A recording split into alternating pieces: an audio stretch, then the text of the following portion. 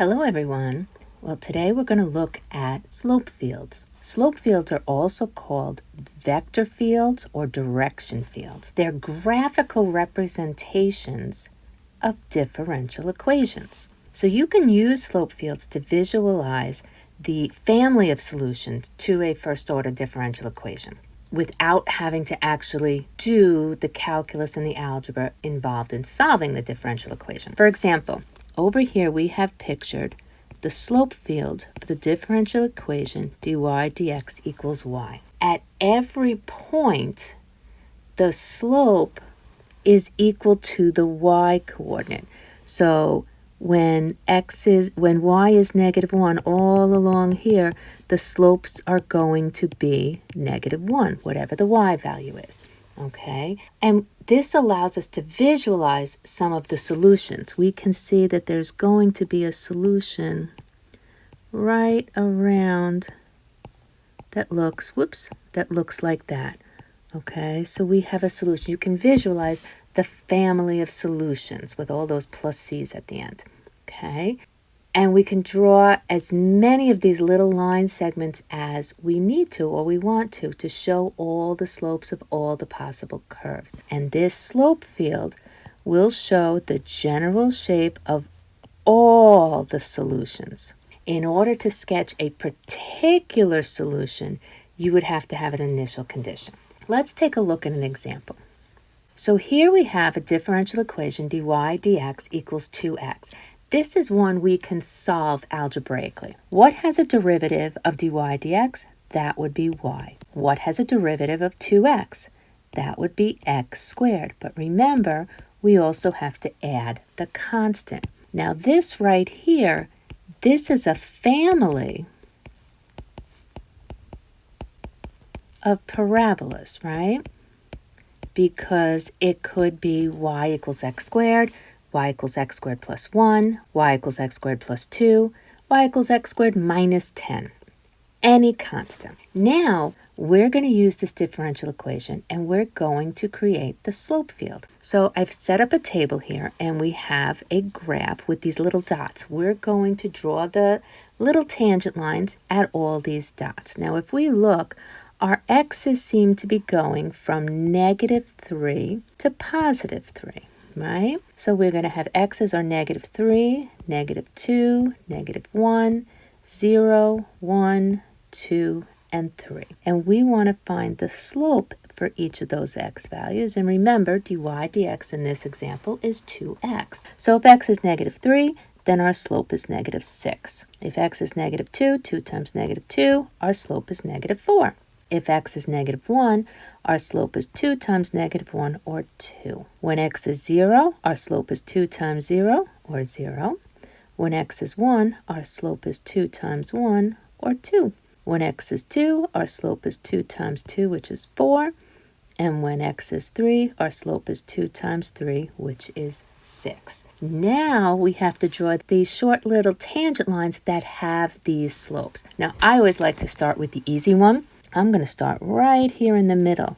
When the x's are 0, we have little tangent lines with a slope of 0. I like them because they're horizontal, they're easy to do. Now you should be doing this with a ruler or a straight edge, guys. So do try to do that. Now I'm going to go in the positive direction. So when my x's are 1, my slope should be 2. So I'm laying a ruler down. I know you can't see my ruler, but I'm going to draw a little tangent line that has a slope of 2. And then I've got another point where x is 1. So I have a tangent with a slope of 2. And I've got another point where x is 1. There's my slope of 2. And another one. And I draw a little tangent with a slope of 2. And another one. So I draw a little tangent line with a slope of 2. Now let's look when the x's were 2. Now the slopes are 4. So we're going to have, notice our tangent lines are going to be steeper, right? We went from a slope of 2 to a slope of 4, so they should be steeper tangent lines. Now, I'll be honest, when they're grading your AP exam, they're not going to lay a ruler down and count, but they are going to look for horizontal lines when the slope should be 0. And they are going to look to see where your slope is supposed to be 4 versus where your slope is supposed to be 2. That where the slope is 4, you have steeper tangent lines, okay? And then when x is 3, we're supposed to have a slope of 6. 1, 2, 3. So this is going to be even steeper yet, right? And I'm going to run my ruler, trying to keep my ruler parallel. Hello, there we go. Hard to do here. I rest my finger on the screen as I'm trying to do this, and then I can't write.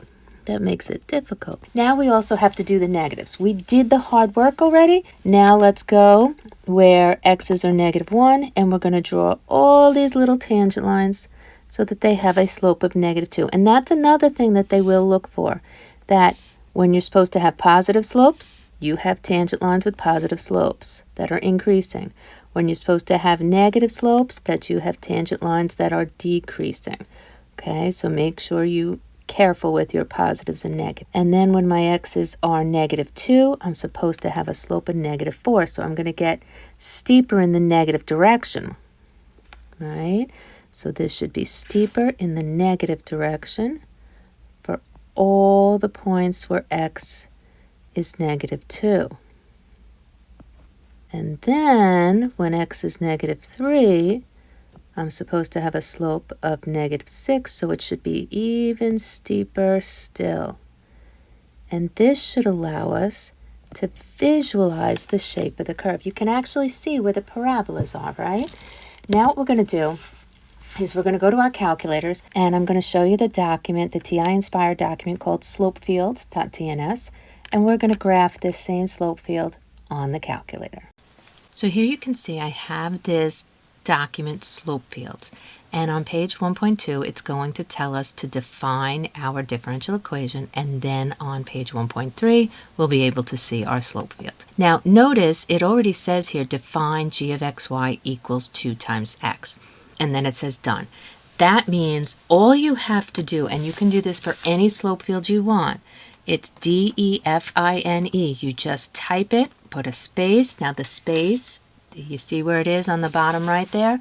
And then it's g of x comma y, because we're using the two variables sometimes, equals 2x. And if you hit enter, it says done. Now if you go to the next page, here's our slope field, and you can see all these parabolas, the family of parabolas. And if we were to tab up, we could actually graph one of those parabolas. F of x equals, let's say, x squared minus 2, and press enter, and you would see it right there in your slope field. One more thing before we move on from this example, I want you to notice that there is a vertical pattern to this slope field.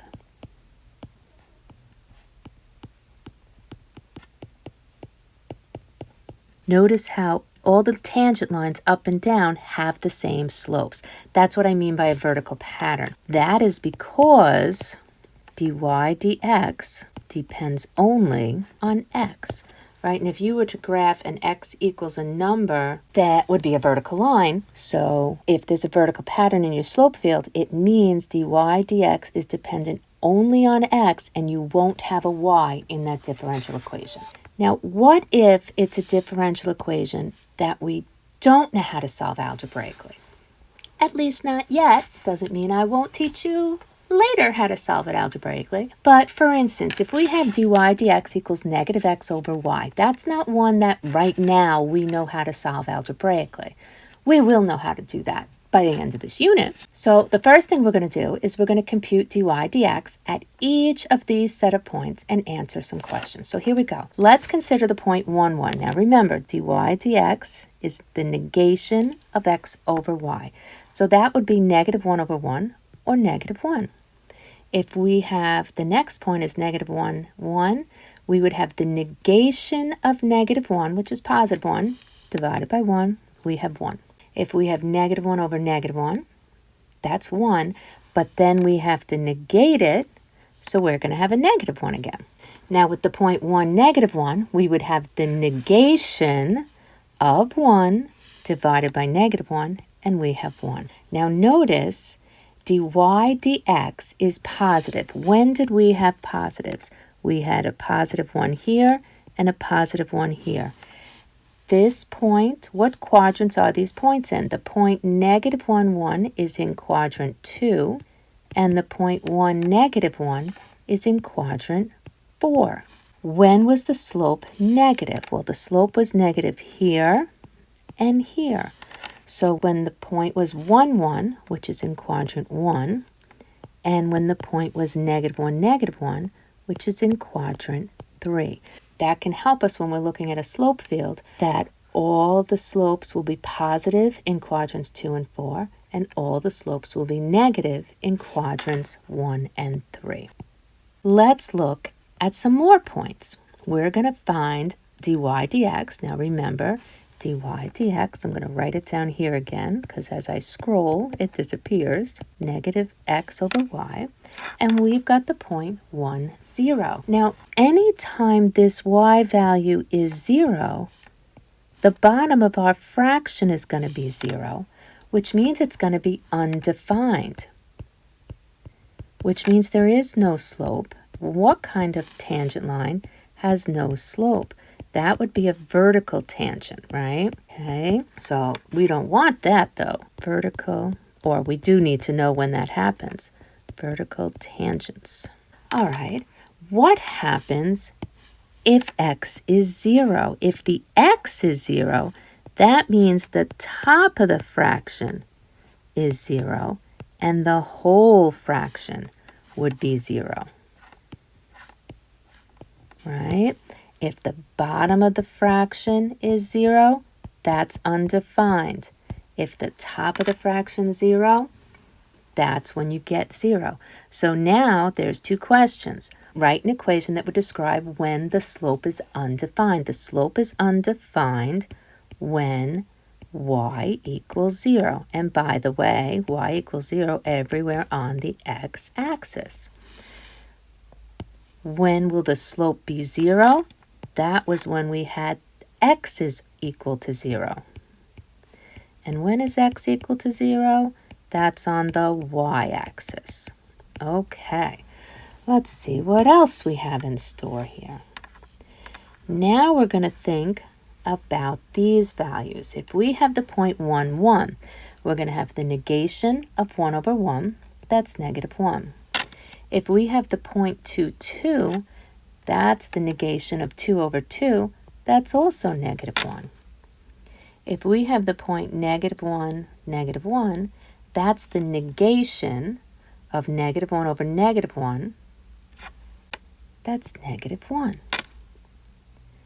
Now, if we have negative 2 divided by negative 2 is 1, but then we negate that, and we're back to a negative 1. So what equation would tell us when dy dx is going to equal negative 1? Look at all these points. What do we notice? That the x and the y value are the same. So what that means is all along that diagonal y equals x, we're going to have tangents that have a slope of negative 1 all along that. Now I want you to think, when will the slope be a positive 1? Now if it was just x over y, that would be when the two were equal. But if we have the negation of that, our x and y would have to be different signs. Then we would have a slope of positive 1. So on the diagonal line y equals negative x, that's when we'll have slopes that are positive 1. Okay? And I got a couple more points for us here. If we have negative 2, 1, that would be the negation of negative 2 over 1. That's 2. We have the point negative 1, 2, so that's negative 1/2. Now we negate it. That's positive 1/2. The point negative 2 over negative 1, that's going to give us 2, but then we're going to negate it. Negative 1 over negative 2 is 1/2, but then we're going to negate it. 1, 2, we have 1 over 2, but then we're going to negate it. 2 over 1, then we're going to negate it to -2. 1 over -2, but then we negate it to a +1/2. 2 over -1 is -2, but then we negate it and change the sign to a +2. Now, we've done all the work. Now what we need to do is draw all the tangent lines for those points that we have already found. For instance, at the point 1, 1, we said we would have a tangent line with a slope of -1. At the point -1, 1, so I'm looking in part A right now. At the point -1, 1, we said we would have a slope of 1. At the point -1, -1, we have a slope of -1. At the point 1, -1, we have a tangent with a slope of +1. Then at the point 1, 0, we have no slope. So all those points along the x-axis, we're going to have those vertical tangent lines. So we don't draw the vertical tangents, okay? We don't draw them. But we are going to, where x is 0, we know we have all those tangent lines with a slope of 0. Notice I'm skipping the origin because you can't have 0 over 0 either, so be careful on that one. What else did we have? We've already done the point 1, 1, but the point 2, 2 is also has a tangent with a slope of -1, and the point -1, -1 we did, -2, -2, that also has a slope of -1. The point -2, 1 is going to have a slope of 2, so it should be steeper. The slope of -1, +2, the point -1, +2, should have a slope of 1/2. That should have a line that's less steep. We also have at -2, -1, we're going to have a slope of -2. At -1, -2, we're going to have a slope of -1/2. At the point 1, 2, we're also going to have a slope of -1/2.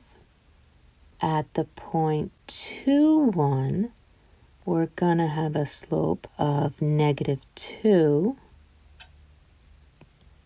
At the point 1, -2, we're going to have a slope of +1/2. And at this point 2, -1, we're going to have a slope of 2. Let's see, is there anything I missed here? We know this one also has a slope here and here and here and here. Can you see the shapes? Do you see them? Do you see them? Let's draw the particular solution that goes through the point 0, 2. So that would go through this point.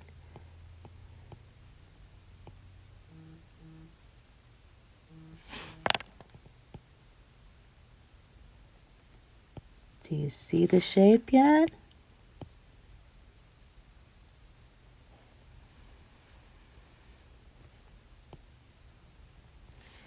It's a circle, isn't it, right? We have this family of circles. And we'll put this into the calculator also and see what it looks like. But since it's a family of circles, we know the equation would be x squared plus y squared equals, now this is the part that I don't know, but instead of using a c, we would use r squared, wouldn't we? Whatever the radius is squared. So that would be the solution for that curve. Even though we didn't know the algebra, now that we see the slope field, we know the solution to the differential equation. Real quick, let's put that in our calculator also. So we're on that same document we had before. So the first thing I'm going to do is tab up, and I'm going to turn off that F1 that we had. Now I'm going to go back to page 1.2, and we're going to type define space, and g of x comma y, close it, equals. This time our differential equation was the negation of, get my fraction template, x over y, and hit enter. It says done on our calculator page.